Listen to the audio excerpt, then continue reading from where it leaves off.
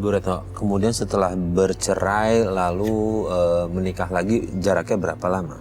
2 tahun. 2 tahun. Ketemu sama suami yang kedua di mana? Dia seorang seniman. Seniman jalanan. Seniman jalanan. Iya. Dan saya juga pernah ikut sebelum menikah, saya pernah juga ikut ngamen. Oh, jadi sebelum menikah sempat pernah ikut ngamen sama dia? Ngamen di bus. Saya tahu sama-sama orang susah, tapi saya pacaran cuma 6 bulan, terus menikah.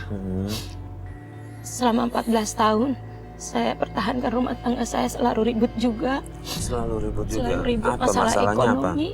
Masalah ekonomi. Terus tiba-tiba saya menolong temen janda, nggak punya tempat tinggal. Saya mau bawa masuk ke rumah saya. Saya biar hidup susah, kadang nggak tega Mas, sama temen-temen di luar yang susah juga. Ternyata dia juga menusuk saya dari belakang. Maksudnya menusuk dari belakang itu apa, Ibu? Dia selingkuh dengan suami saya. Ya Allah. Itu berlangsung berapa lama? Saya menolong dia, saya masukin kerja. Tapi setelah itu dia telepon-teleponan sama suami saya. Pada saat suami saya di kamar mandi, teleponnya bunyi berkali-kali kan.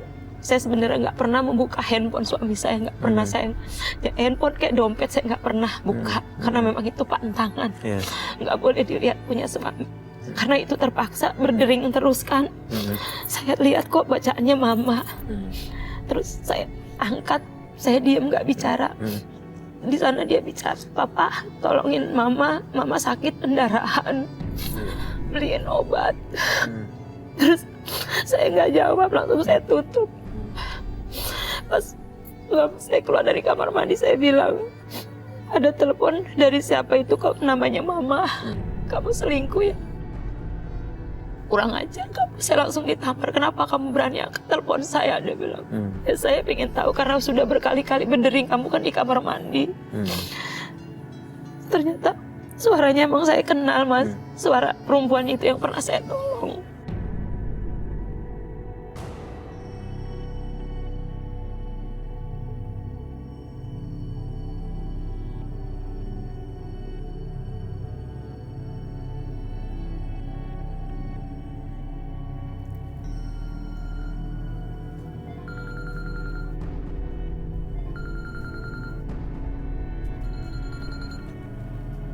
Mama, telepon, angkat ah.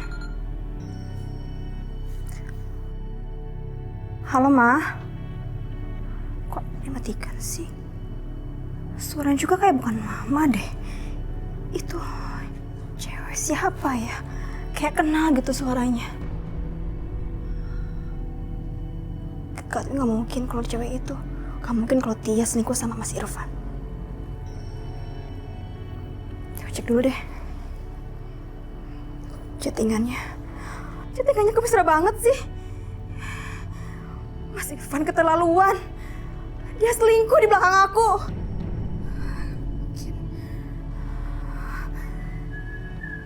Handphoneku, ngapain kamu cek handphoneku?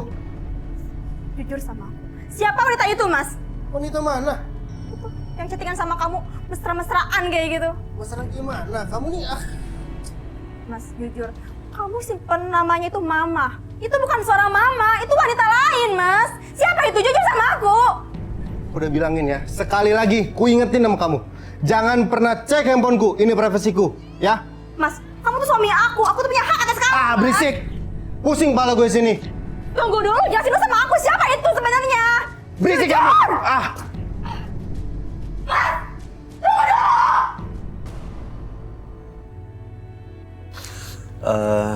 Sebelum Ibu menikah sama suami Ibu yang kedua ini, dia bagaimana sehari-harinya? Sehari-harinya begitu biasa, dia cuma kan ngamen, dia ngontrak sendiri, saya juga kan janda.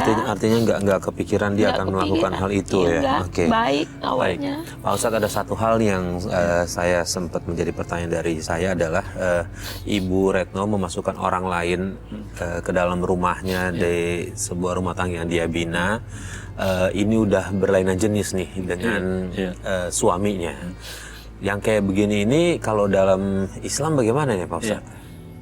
Ini juga penting kita berhati-hati ya. Jadi berhati-hati suami istri, kemudian ada orang lain yang bukan anggota mahram. Siapa itu anggota mahram? Anggota mahram itu artinya adalah kalau ibu berarti saudaranya ibu, adiknya ibu, keponakannya ini namanya adalah masih dalam keluarga besar.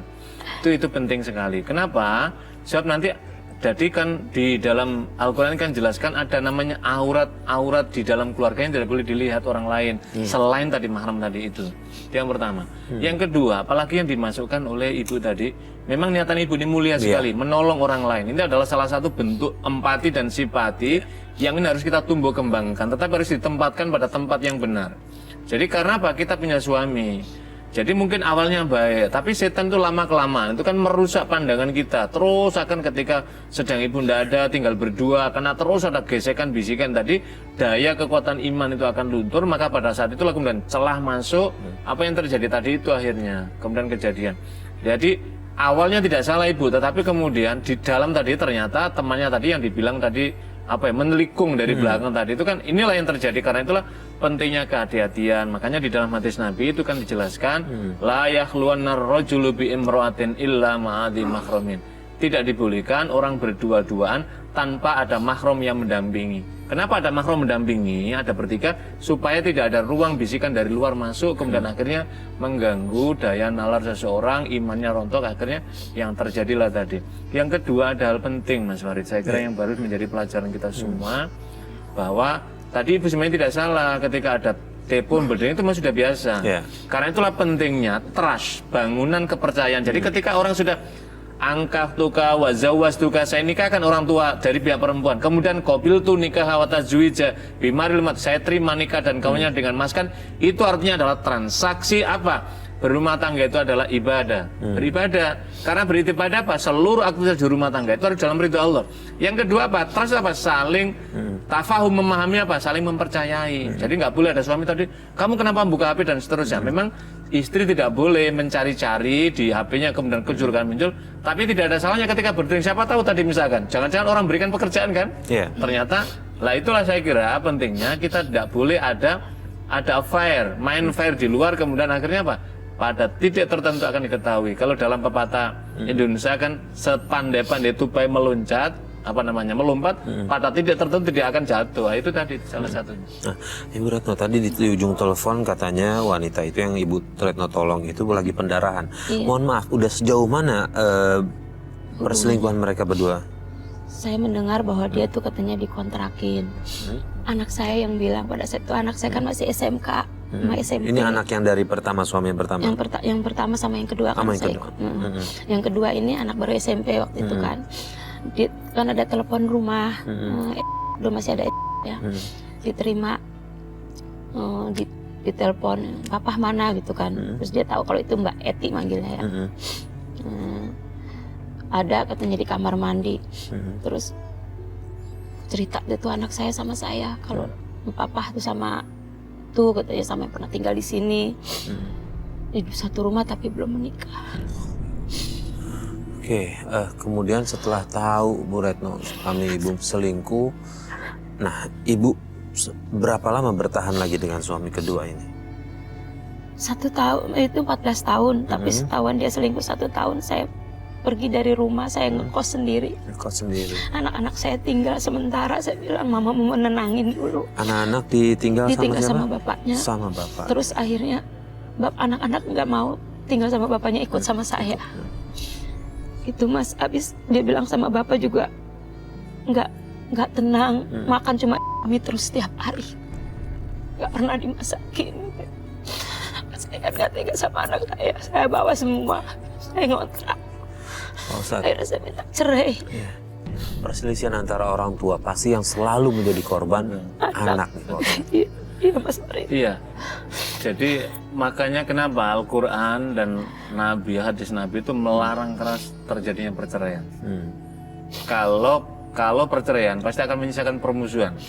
Kalau tidak saling merelakan, permusuhan antara laki suami dan mantan istrinya, istri dengan mantan suami. Yang kedua, kalau punya anak, pasti korban yang terberat itu adalah anaknya. Pertama apa? Anak akan kehilangan figur teladan. Teladan siapa? Ini tidak ada. Yang kedua adalah anak akan mengalami guncangan kejiwaan psikis mereka kan, karena menyaksikan ada ini. Yang ketiga adalah anak akan melahirkan minder di depan teman-temannya. Karena itulah tadi yang kasus anaknya Bu Retno tadi mengalami paling tidak yang pertama guncangan jiwa. Kita belum tahu bagaimana kedepannya tentang keteladanan dari anak, tapi itu sudah dipastikan. Pasti kalau tidak dia mendapatkan teman yang lebih baik lagi. Lah tadi kemudian kita akan bisa mendapat pelajaran ya dari Bu Retno ini. Jadi itulah saya kira pentingnya para wanita-wanita memperhatikan asal-usul dari pihak suaminya supaya kasus yang pertama tadi tidak mengulang di kasus yang kedua tadi. Ya, lalu Bu Retno bercerainya itu resmi lagi. Resmi lagi. Kemudian Ibu berapa lama lagi setelah bercerai sehingga bisa ketemu sama calon suami yang ketiga ini? 2 tahun saya ketemu sama suami yang ketiga.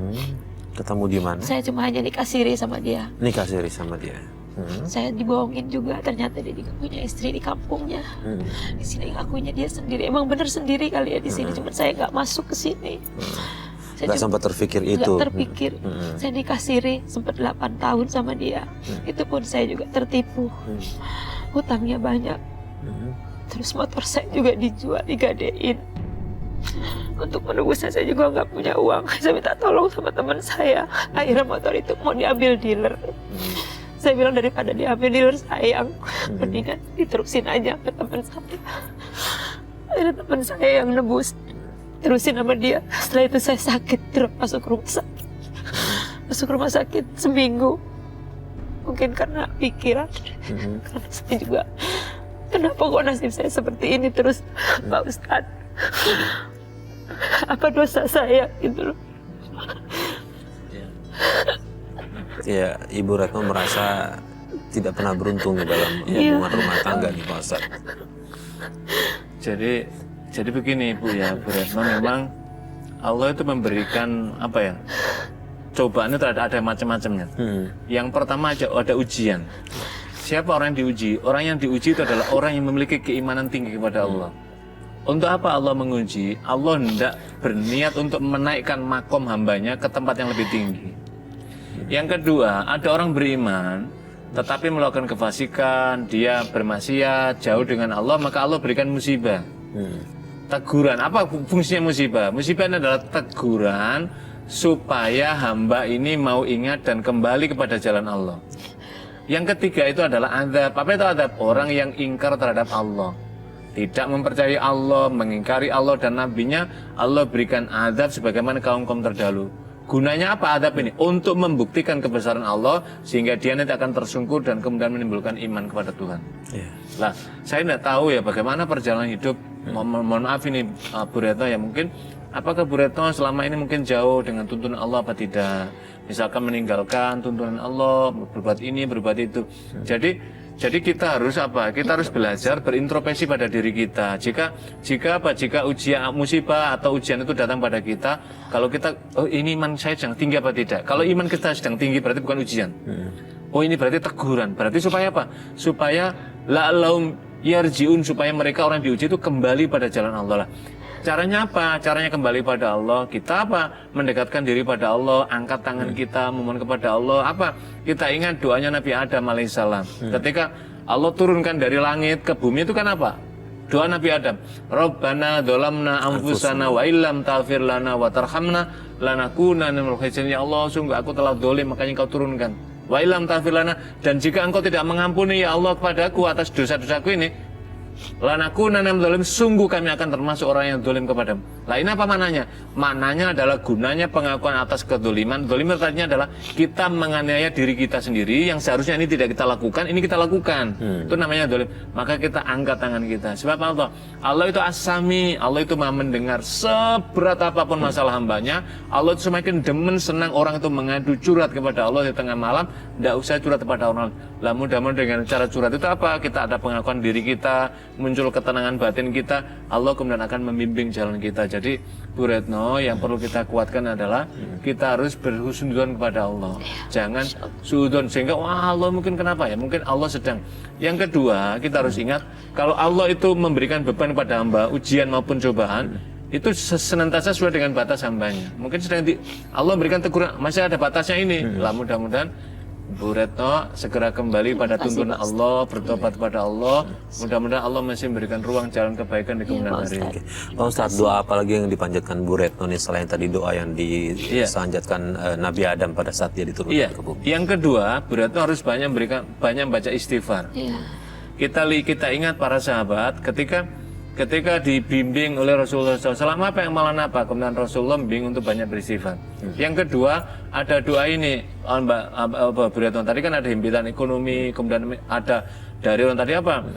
Allahumma inni a'udzubika minal hammi, ya Allah darikan kami dari kebimbangan, wal khazani dari kesedihan, wa a'udzubika minal azli, dan kami merasa lemah badan nggak bangkit lagi, wal kasali, dan rasa malas, wa a'udzubika min ghalabatid dain wa qarizal, ya Allah dan aku memohon kepadamu lepaskanlah dari himpitan hutang dan dari tekanan pressure orang-orang kuat yang menghimpit termasuk orang dalam tadi. Maka kata Nabi, ini diberikan pada salah seorang sahabat ketika sedang dihimpit dalam kesulitan. Mas Farid dan sahabat ini membaca doa ini diantaranya. Baik, terima kasih Pak Ustadz atas semua nasihatnya. Mudah-mudahan ini bermanfaat buat Ibu Retno ya. Dicoba diamalkan, insya Allah bisa lebih tenang lagi dan kedepannya lebih baik lagi.